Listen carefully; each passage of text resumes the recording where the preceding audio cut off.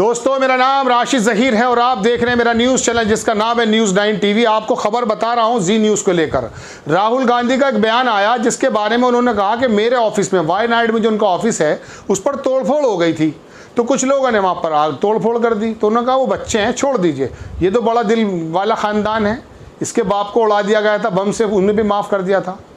इनकी दादी को गोलियों से छलनी कर दिया गया था, सिख को 10 साल के लिए जो है प्राइम मिनिस्टर बना दिया था। ये तो बहुत बड़ा दिल चाहिए ना इसके लिए। तो बहरहाल उनके इस बयान को जी न्यूज़ में, वो सुधीर चौधरी तो दफान हो गया है, लेकिन वहाँ दूसरा एक एंकर आया है।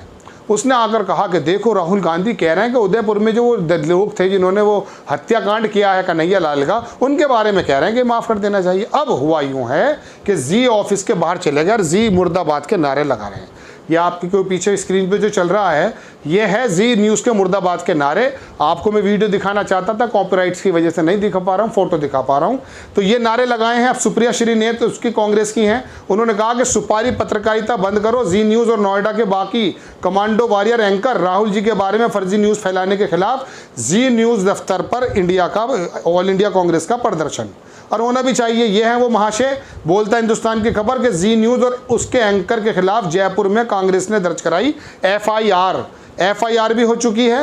और अब मैं आपको दिखाता हूँ। अब इसी काम के अंदर खाली जी न्यूज़ का ये आदमी शामिल नहीं था, ये बाकी जो गोदी मीडिया है ये शामिल नहीं है। आपको देखिए, ये सांसद है भोला सिंह बुलंदशहर से, इन्होंने भी कहा कि ये काम कर दिया आप। उदयपुर के दरिंदे राहुल गांधी के लिए बच्चे हैं और राहुल गांधी के अनुसार क्षमा कर देना चाहिए। ये कौन कह रहे हैं? भोला सिंह, ये नाम, ये है एमपी, कहाँ के? बुलंदशहर के। आपकी स्क्रीन पर लगा देता हूँ, लोकसभा मेंबर, स्टैंडिंग कमेटी, कोई स्टैंडिंग कमेटी उसके चेयरमैन भी हैं। अब इन्होंने शुरू कर दिया, राज्यवर्धन राठौर मंत्री रहे, उन्होंने भी कह दिया साहब, उन्होंने भी ट्वीट कर दिया। अब उनके जयराम रमेश ने कह दिया कि माफ़ी मांगो वरना आपके खिलाफ मुकदमा होगा। ये आपकी स्क्रीन पर मैंने लगा दिया है ये स्क्रीन। ठीक दर्शकों, बात यह है कि ये जो चैनल्स हैं ये लोगों का जहन किस तरह से दिग्भ्रमित और जहरीला कर रहे हैं, ये बीते कुछ वर्षों से आपने देख लिया। यही वजह है कि हमारा जो इंडेक्स है, काहे का इंडेक्स, जो दुनिया बताती है कि हमारे यहाँ पत्रकारिता कितनी जिंदा है, उसमें हमारा दिन पर दिन नीचे गिरते जा रहे हैं हम लोग। 150वां नंबर है शायद, 180 में टोटल में 150 नंबर है। जो ईमानदार पत्रकार हैं उनको जेलों में डाला जा रहा है, और जो इनके गोदी मीडिया के एंकर्स हैं वो राहुल गांधी की पर्सनैलिटी को डिफेम करने के लिए क्यों कर रहे हैं? पर राहुल गांधी ने अब किया क्या है? उसकी सरकार ख़त्म, एक दो जगह है, लेकिन इनको मालूम है कि भारतीय जनता पार्टी की जो सोच है वो नफरतों के ऊपर डिपेंड है।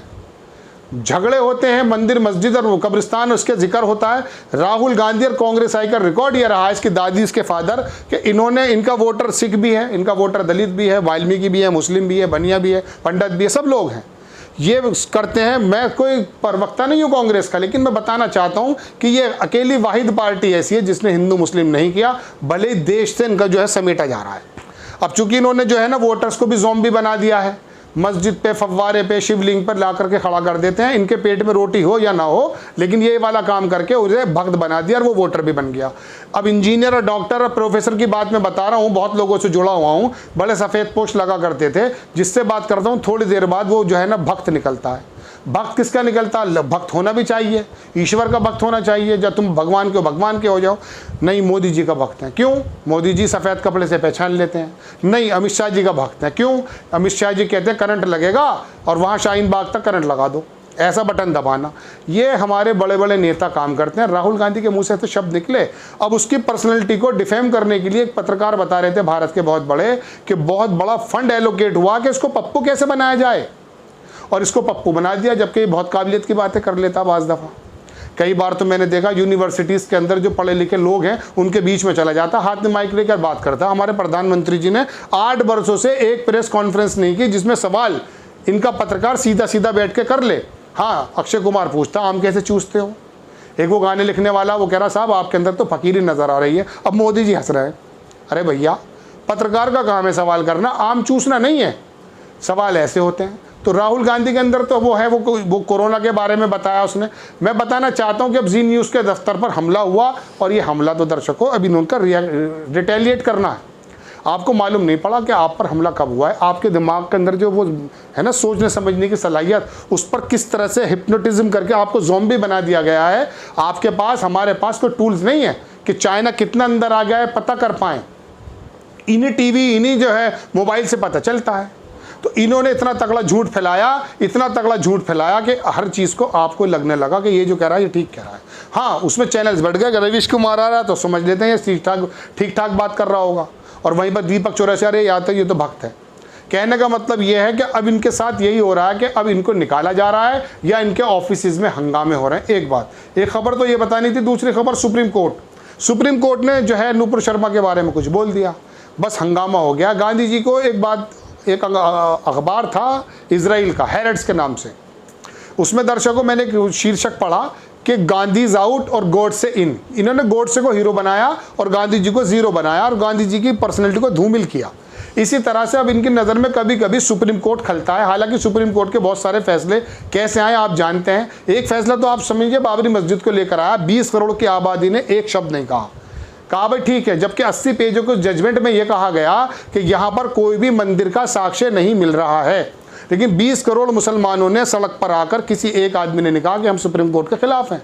नूपुर शर्मा के बारे में 2 शब्द क्या कह दिया, नूपुर शर्मा के बारे में सुप्रीम कोर्ट को अब बताइए क्या कह रहे हैं। ये शब्द मैं इस्तेमाल नहीं करूंगा, आप देखिए उर्मिला मातोंडकर इन्होंने लिखा कि आज ट्विटर पर सुप्रीम कोर्ट को सुप्रीम कोठा लिख दिया, ट्रेंड हो रहा है। अब भारत का नाम खराब नहीं हो रहा है, कौन कर रहा है ट्रेंड आप जानते हैं।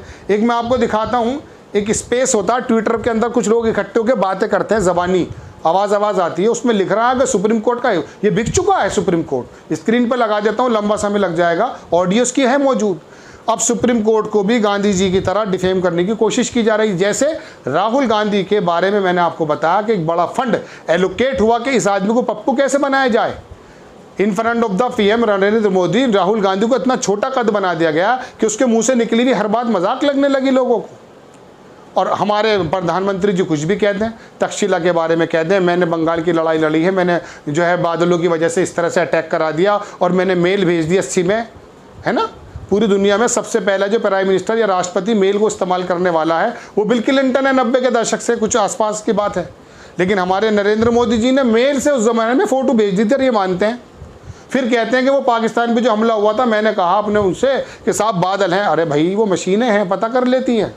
तो ये वाली बातें जब इनके डाइजेस्ट हो जाती हैं और पकोड़े बन जाते हैं उससे, तो अब बताइए दर्शकों क्या होगा। बहरहाल बड़ी खबर कि जी न्यूज़ के ऑफिस पे हंगामा और उधम मचा कर रख दिया है लोगों ने, और छी न्यूज़ कह के मुर्दाबाद के नारे हैं। और मैंने कभी किसी ज़माने में एक नेता से सुना था कि पत्रकार की हालत ये होने वाली है कि इसके हाथ में, आदमी के हाथ में अद्धा कहते हैं ईंट के आधे हिस्से को, वो होगा और पत्रकार आगे होगा। लेकिन कौन होंगे वो ये लोग होंगे जो मैंने आपको बताया। खबर अच्छी अगर आपको लगती है तो आप इसको स्प्रेड कीजिए, थोड़ा सा सब्सक्राइब कर दीजिए, अपने ग्रुप्स में डाल दीजिए। अभी थोड़े कम लोग हैं, दूसरी जगह जॉब करता हूँ, इसकी ज़रूरत है। नेक्स्ट टाइम किसी अच्छी खबर के साथ आता हूँ। जय हिंद।